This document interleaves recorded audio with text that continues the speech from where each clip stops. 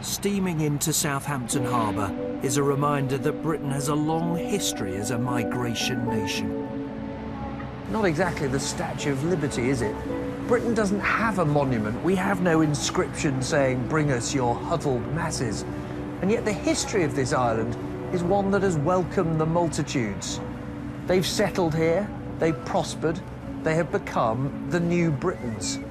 And yet some people are now asking whether the tide of people coming needs to be slowed, halted even. They're beginning to ask, is this crowded island simply full up? In the 10 years to 2012, net immigration to the UK was about 2.5 million people. That influx is roughly equivalent to 10 times the population of Southampton.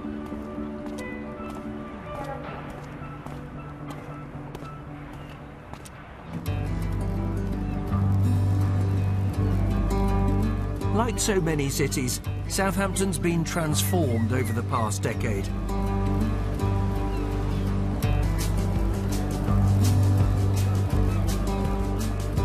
The number living here who were born abroad has doubled, from 20,000 to around 40,000. In 1 in 12 households, no one speaks English as their main language. And nowhere illustrates the change more vividly than St Mark's Primary. They call themselves an international school because only 4 out of 10 of the children here are white British. They speak 42 different languages, including 2 Zulu dialects. It's an extra challenge for teachers like Sandeep. But you know what? It's a successful school. Do you have an idea of how many different languages you have in this class? Yeah, well, actually, this is probably 60 to 70% children with additional languages. So 60 to 70% of the kids here have extra languages, yeah? So it's a very, very challenging year group. There are, of course, many Polish children. So many, in fact, that the school employs Polish-speaking staff to translate for them. Napisz to do końca, a ja przyniosę do kolorowania coś. Have a cone in your hand. Drop them where they are. Demand for places from immigrant families has meant the school's almost doubled in size in just 3 years. It's now having to use temporary classrooms. If somebody said to you, this has gone too far, we can't take this many people, the country's overcrowded, how would you respond? I think that's a tricky question because, you know, I'm not in government. As a head teacher, I get what comes through the door. You know, we are full, and I think parents who are coming into the city now need to appreciate that they can't sort of pick and choose anymore. The schools in the city are full to bursting.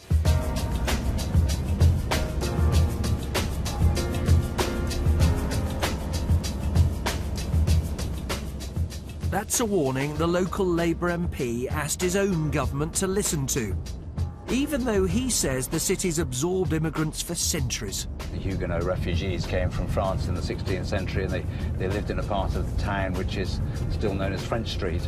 If you turn right here... John Denham wrote to Gordon Brown in 2006 to spell out how immigration was affecting Southampton. It had an impact in work. In construction, for example, wages fell dramatically. In the health service, the newer migrants who weren't used to having GPs tended to turn up at hospitals if they had colds or minor ailments, so there was a big impact there. And in private housing in particular, that meant a lot of previously family housing being turned into rented housing, often for several adults at a time. So across the city, the sense was a very rapid change in the community feeling and sounding different to the way it had done before. This is Southampton's Unity 101. Pozostaje mi nic innego jak tylko rozpocząć program The Sound of Poland. Jazda. Listen to this, Southampton's very own Polish punk show.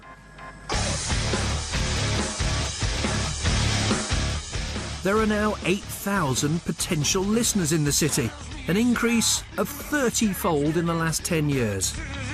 One of the presenters, Przemysław Tris, came here in 2006. People often think Polish people, you know, they have an easy life. They come over and get a house or benefit. No, it's not for, you know, there are not many benefit takers among Poles, really. Poles came here to work because if they work even for the lowest wage, they have a decent life.